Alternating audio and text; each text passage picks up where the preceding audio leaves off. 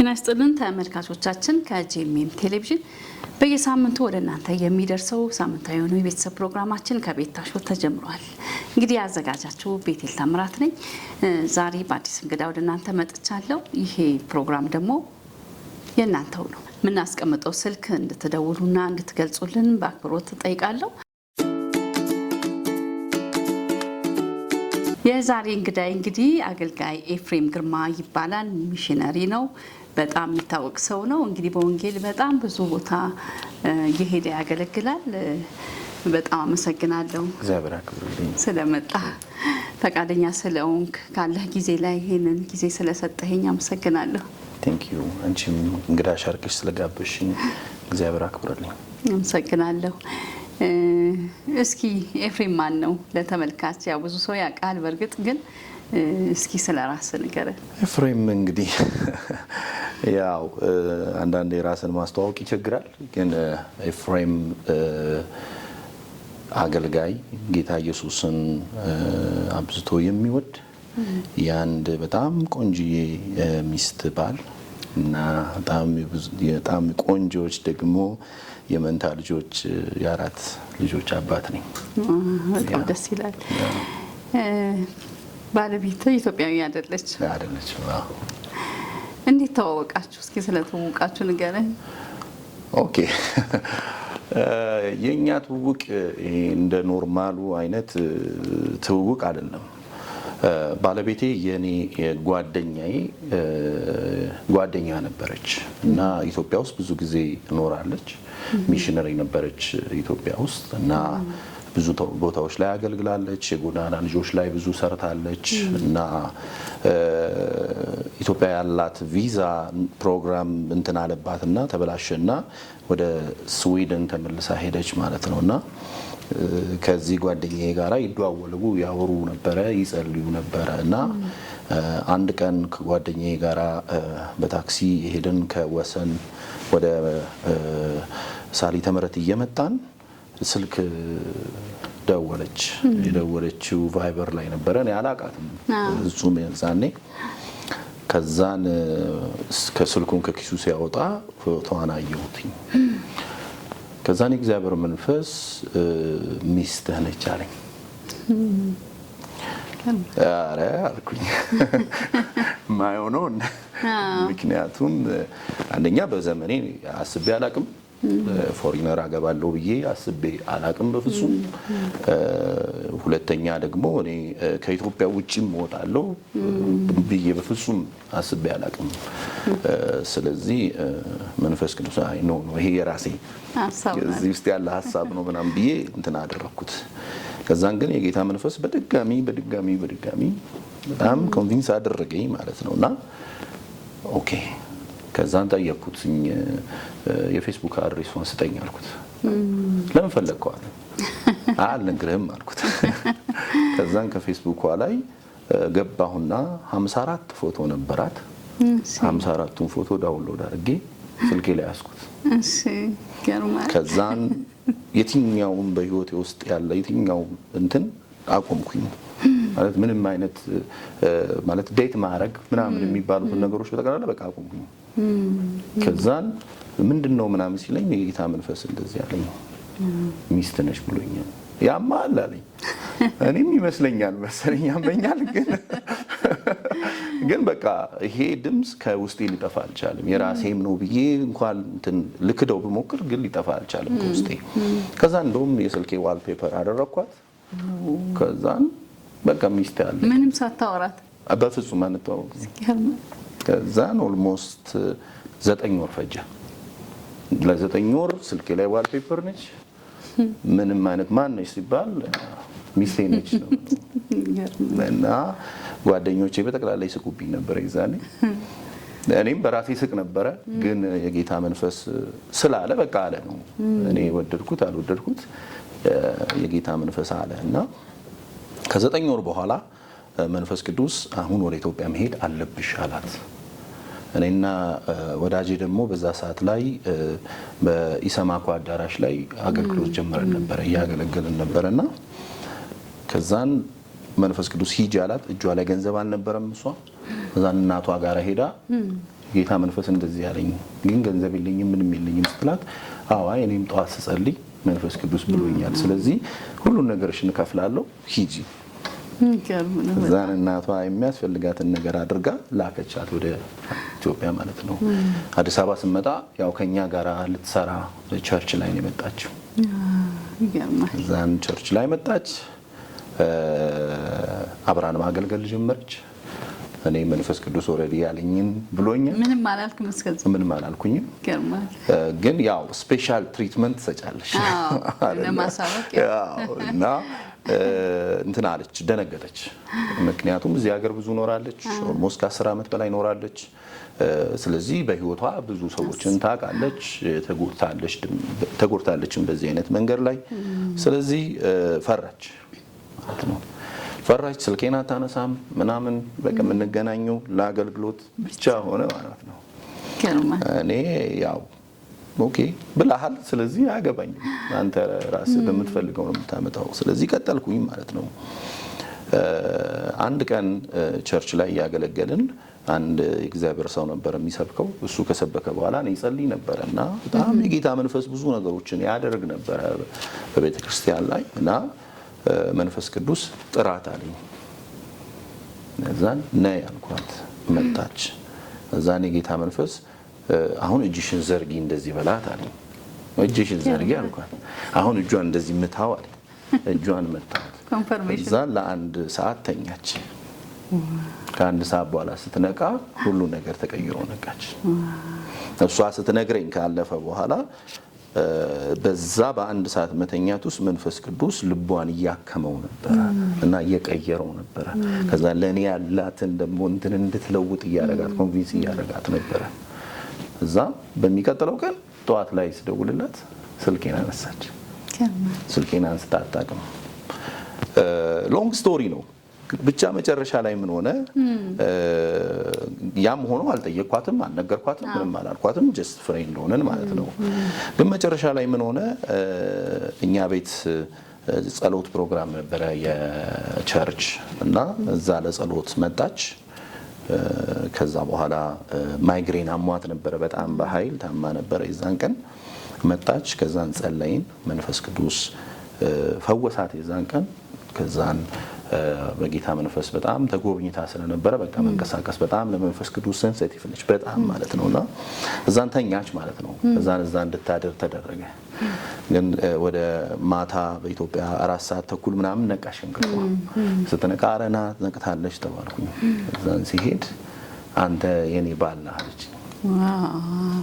ገርማል ያው ማገዶ ፈጀሽ እንጂ እኮ ነበርሽ ከዛም በዛ ውስጥ መንፈስ ቅዱስ ያንን ነገራት ለሷም ራሱ ነገራት ማለት ነው ከዛ በኋላ ገርም ነው እንዴ ነው የጀመርነው እንዴ ነው ታዲያ እንግዲህ የሁለት ሀገር ዜጋ ማለት ጥምረቱ እንዴት ይመስላል አላስቸገረም በቋንቋ በባህል በብዙ በተለያየ ነገር ልዩነት አለ በጣም ልዩነት አለው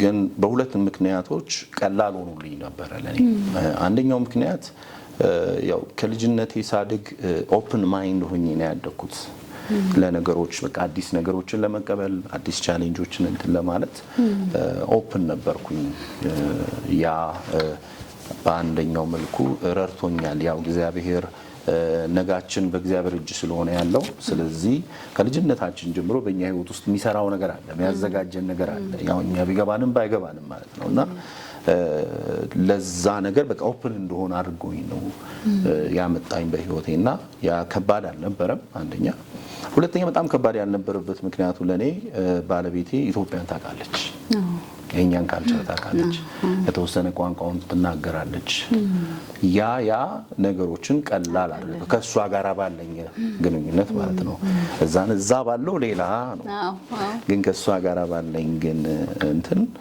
ያ አቀለለው ኢትዮጵያ ማውቋ ስለ ኢትዮጵያ ብዙ ነገሮችን እንትን ማለቷ አንደርስታንድ ታደርገዋለች ካልቸሩን ምናምንና ያ ትንሽ ቀላል እንዲሆን አደረገ ማለት ነው የቤተሰብ ምልከታስ ምን ይመስላል በተለይ ባንተም በእነሱም በኩል በሷ ቤተሰቦች በኩል ማለት ለነሱ ነጮች ናቸው ለጥቁሮች ያላቸው ምልከታ ምን ነበር እሺ በእኔ ቤተሰብ በኩል ያው የኔ ቤተሰብ በላይፌ ውስጥ ኢንቮልቭመንት ስለሌለው የኔ ቤተሰብ አስተያየት ምንም የለም።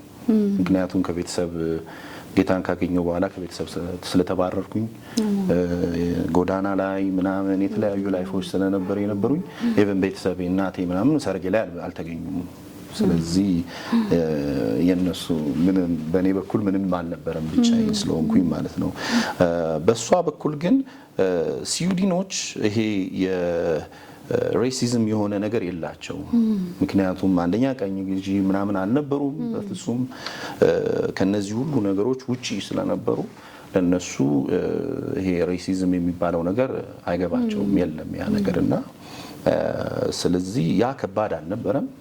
ሁለተኛ ደረጃ የሷ ቤተሰብ የተቀበሉበት ሌላኛው ምክንያት ልጃቸው እዚህ ይኖራለች ማለት የመጣችው ከልጅነቷ ነው። ከ18 ዓመቷ ጀምሮ ነው ኢትዮጵያ የመጣችው እዚህ መታ የኖረችው። ስለዚህ ያው ያውቁታል።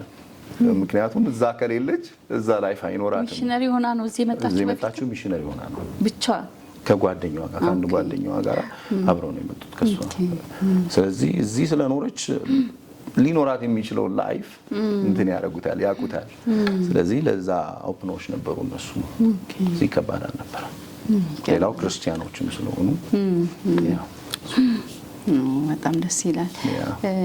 እንግዲህ እንደዚህ ስታገለግል በኩላሊት በሽታ ትታመም እንደነበረ ይታወቃልና ያኔ ዲያሊሲስ ስታደርግ ያው ብዙ ህመሞች አሉ። እሷ ደግሞ እንደዛ ከጎን እንዴት እንደነበረች እስኪ ስለሷ ብትገልጽ። ያ በዛ በጣም በከባዱ ታይም ላይ ማለት ሚስቴ ለኔ በጣም በቃ ሁሉ ነገር ነች የምልበት አንደኛው ነገር እሱ ነው።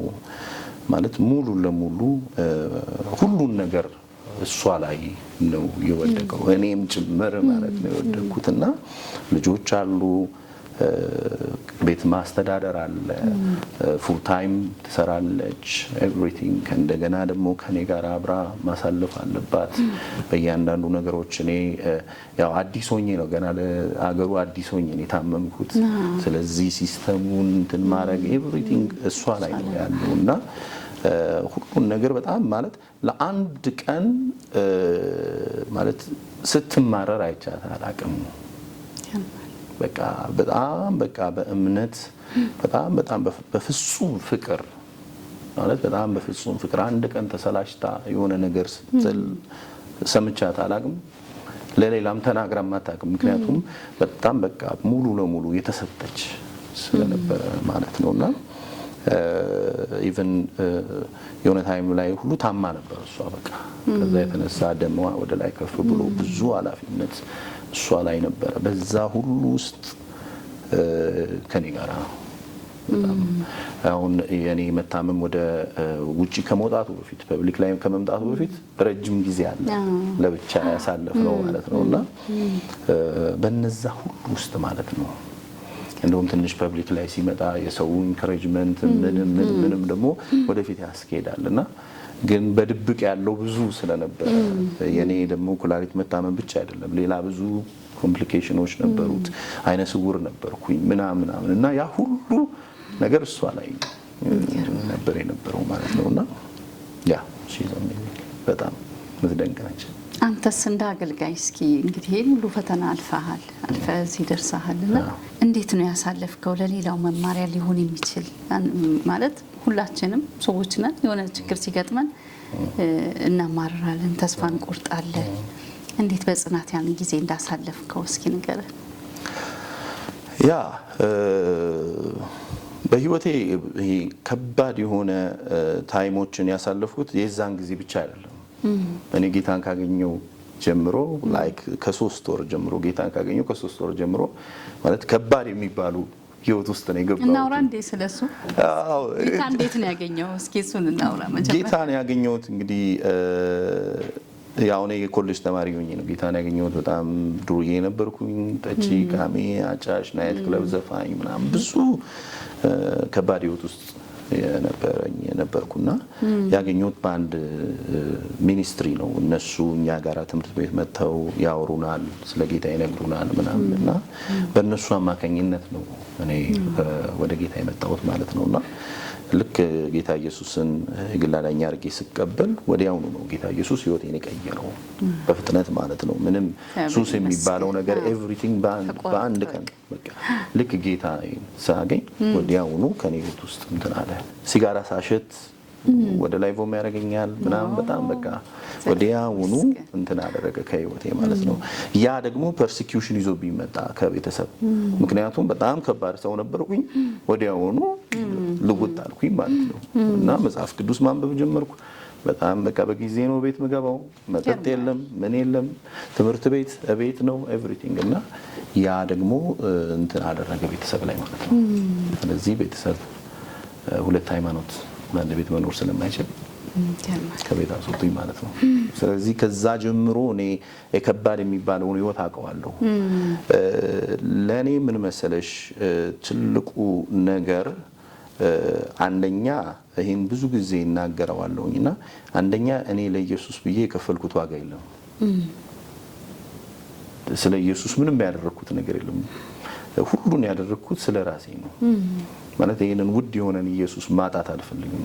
በምንም አይነት መንገድ በቃ ይሄንን ኢየሱስ ማጣት አልፈልግም። ስለዚህ ይሄንን ኢየሱስ በኔ ህይወት ለማስቀረት እስከ መጨረሻው ለማስቀረት ምንም አረጋለሁ። ስለዚህ ባለፍኩባቸው መንገዶች ሁሉ በረሃብ፣ በችግር፣ በጎዳና መኖር በብዙ አይነት መንገዶች ሁሉን ያደረኩት ኢቭን ከቤት ሲባረር ለጌታ ብዬ አይደለም የተባረርኩት ለራሴ ብዬ ነው። ምክንያቱም ይሄንን ጌታ ማጣት አልፈልግም። ስለዚህ እያንዳንዱ መንገዶች ጌታዬን እንዳላጣ ነው እንትን ያደረኩትና እዚህኛውም ጋር ስንመጣ ልክ እንደዛ ነው። አንደኛው ነገር። ሁለተኛው ነገር ወደዚህ ነገር ውስጥ ከመግባቴ በፊት አውቀው ነበር እንደዚህ አይነት ነገር በህይወቴ እንደሚመጣ። ማለት ኤግዛክትሊ ይሄኛውን ነገር ይመጣል ዲቴል ባይሆንም ግን የሆነ ነገር ከፊቴ እየመጣ እንደሆነ ገብቶኛል። ምን ተማርክበት? አንደኛ ምን ተማርኩበት? እግዚአብሔር ሉዓላዊ እንደሆነ ተማርኩበት። ሁለተኛ ነገር ምን ተማርኩበት? በዚህ ባለፈው በእያንዳንዱ ጊዜያቶች ላይ የእግዚአብሔር ቅርበት ምን ያህል እንደሆነ በህይወቴ ውስጥ። በሶስተኛ ደረጃ ደግሞ የተማርኩት ነገር ራሴን ለእግዚአብሔር አሳልፌ መስጠት እንዳለብኝ የተማርኩበት። እንዴት በምን አይነት መንገድ ያንን ይሄን ነገር ውስጥ ከመግባቴ በፊት ማወራው ነገር ነበረ። ራሳችንን ማዘጋጀት አለብን። እግዚአብሔር በዚህ ምድር ላይ ስንኖር በእኛ ሊሰራ ነው የሚፈልገው እና ገንዘቡ ሊያረገን ነው የሚፈልገው። አሁን ገንዘብ ቢኖርሽ እጅሽ ላይ ለምን እንደምትጠቀሚበት ለምትፈልጊው ነው። ገንዘቡ ለፈለገው ነገር አይደለም የምትጠቀሚበት። አንቺ ገንዘቡን ለምትፈልጊው ነገር ነው የምትዘረዘሪው። እኛም እግዚአብሔር እኛን የሚዘረዘረን እሱ ለሚፈልገው ነው፣ ለመንግስቱ ለሚያዋጣው። አይሽ አሁን የሆነ ገንዘብ ቢኖርሽ ምን ታስቢያለሽ? ኢንቨስትመንት ነው የምታስቢው አይደለ? የሚያዋጣ ቢዝነስ ምንድነው? ገንዘቤን እዚህ ላይ ኢንቨስት ባደረገው ብለሽ አይደለም የምታስቢው? ልክ እንደዚህ እኛ የእግዚአብሔር ገንዘቦች ስለሆነን እሱ ለሚያዋጣው ነው ነገር ነው ኢንቨስት የሚያደርገን። ስለዚህ እኔ ራሴ እንዳልሆንኩ ነው የተማርኩት። እግዚአብሔር ለሚፈልገው ነገር እኔን መዘርዘር እንደሚችል። ብዙ ሰዎች ወደ ይሄ ኩላሊት እንኳን ወደ ንቅለ ተከላ የሚባለውን ሐሳብ ሲወራ ብዙ ሰዎች ይመጡና ምን ይሉኛል? እግዚአብሔር ታምራቱን መግለጥ አለበት፣ ቢፈውስህ ነው የሚከብረው ይሉኛል። ኖ እግዚአብሔር ምን እንደሚያከብረው ያውቃል። እኔ በቃ ይሄ ያከብረዋል ብዬ ያለው እሱ ምን እንደሚያከብረው ያውቃል። ሬዲ ነኝ፣ ለየትኛውም ነገር ሬዲ ነኝ። ንቅለ ተከላ ካከበረው ያከብረዋል። ፈውስ ካከበረው እሱ ነው የሚያውቀው፣ ያከብረዋል። ደግሞ መሄድ ወደሱ እንዲሄድ ያ ደግሞ የሚያከብረው ከሆነ ያከብረዋል። አሁን እኔ ከመንግስቱ አንፃር ነው የምዘረዘረው። እግዚአብሔር ምንድነው እንትን የሚለው? ልክ እስጢፋኖስ በአንድ ቀን ነው ተነሳ እስጢፋኖስ። በአንድ ቀን ተነሳና ወዲያውኑ ተወገረና ሞተ። እግዚአብሔር ተጠቀመበት፣ ዘረዘረው ለሚፈልገው ነገር። ቤተክርስቲያን እንድትሰፋ ዘረዘረው። ሳውል የሚባል ታላቅ ሐዋርያ እንዲነሳ እንዲነካ ዘረዘረው እግዚአብሔር ጳውሎስን፣ እስጢፋኖስን። ስለዚህ እግዚአብሔር ለወደደው ነገር ነው የሚዘረዝረው፣ ለሚያከብረው። ሞቴ የሚያከብረው ከሆነ እግዚአብሔር ሞቴ ለመንግስቱ ጥቅም የሚያመጣለት ከሆነ ይዘረዝረኛል እዛ። ምክንያቱም እኔ አይደለሁም ያንን የተማርክበት። ለሌላውስ ምን ማስተማር ትችላለህ? እስኪ ከዚህ ካሳለፍከው ችግር እንዴት ጸንተው ይለፉ ትላለህ? ብዙ አገልጋይ በብዙ ችግር አለ። ህመምን ባይሆን ሌላ የሚያጋጥሙ ብዙ ነገር አለ። ከአገልግሎቱ ጋር እንዴት ይለፉ? ያ በመጀመሪያ እግዚአብሔርን በሁኔታችን ልክ አለማየት፣ የሁኔታችን እኩያ አለማድረግ። እግዚአብሔር ከምናልፍበት፣ እግዚአብሔር ከቸግረን፣ እግዚአብሔር ከእያንዳንዱ ነገሮቻችን በላይ ነው። እግዚአብሔርን ህፃናት የማይደርስበት ቦታ ይባላል አይደለ? የሆነ አንድ እንትን የኛ ሁኔታ የኛ ማጉረምረም የኛ የሆነ ነገር የማይደርስበት ቦታ ላይ ማስቀመጥ አለብን። እግዚአብሔርን እዚህ ጋር አድርገን የነገሮቻችን እኩያ አድርገን ከነገሮቻችን ጋር ማላፋት የለብንም። እግዚአብሔር ላይ ነው። እግዚአብሔር ለኛ ሁሉ ጊዜ መልካም ነው። እግዚአብሔር የኛ ገነስት አይደለም። እግዚአብሔር ለኛ ነው ሁሉ ጊዜ። ስለዚህ የህይወታችን የመጨረሻው ተስፋ እግዚአብሔር ነው። በመጨረሻው ተስፋችን ላይ ካጎረመረም፣ በመጨረሻው ተስፋችን ላይ የተቃውሞ ሰልፍ ከወጣ አይሆንም። ስለዚህ እግዚአብሔርን ብቻውን ላይ ማስቀመጥ፣ አይኖቻችን እሱ ላይ ብቻ መሆን፣ ከሁኔታዎቻችን ጋር እግዚአብሔርን አለመገናኘት። የሁኔታዎቻችን እኩያ አይደለም እግዚአብሔር። ስለዚህ ይሄንን እላለሁ። በዚህ ካደረግነው የህይወታችን ተስፋ እሱ ስለሆነ ያሳልፈናል። ሁለተኛ ቅድም እንዳልኩት እንደ አገልጋይ እኛ ኦሬዲ አሁን የተሸጥነን ለሱ መንግስት ኦሬዲ የተሸጥነን እኛ። ስለዚህ እግዚአብሔር ለሚያተርፈው ነገር ነው እኛን የሚጠቀመን። ምንድነው የሚያተርፈው መንግስቱ? እግዚአብሔር በእኛ ሁኔታ ራሱን ሲገልጥ የሚያተርፈውን ያውቃል። ለምንድን ነው እግዚአብሔር ሊጠቀምብኝ የሚፈልገው? አንድ ታሪክ ልንገርሽ። ሮም ነበርኩኝና ይሄ እንግዲህ በመጽሐፍ ቅዱሳችን ላይ አልተጻፈም፣ ግን በሌሎች መጽሐፎች ላይ የተጻፈ ስለ አባቶቻችን ታሪክ፣ ስለነ ጴጥሮስ፣ ስለ ሐዋርያው ጴጥሮስ፣ ስለ ሐዋርያው ጳውሎስ የተጻፈ ሁሉ ነገር ሮም ስላለ ማለት ነው። እና ሮምን በሚጎበኝበት በዛ ሰዓት ላይ አንድ ነገር ሰማው። ይሄ ካታኮምቦ የሚባል ቦታ አለ። ያ ካታኮምቦ የሚባለው ክርስቲያኖች የሚደበቁበት የነበረበት ቦታ ነው። እና ጴጥሮስ እዛ ነበረ ተደብቆ የነበረው። ከዛን እድል አገኘ። ከዛ ወጥቶ ወደ ኢየሩሳሌም መሄድ የሚችልበት እድልን አገኘ። ከዛ ወጥቶ ወደ ኢየሩሳሌም መንገድ ሊጀምር ሲል የእግዚአብሔር መንፈስ ቁም አለው።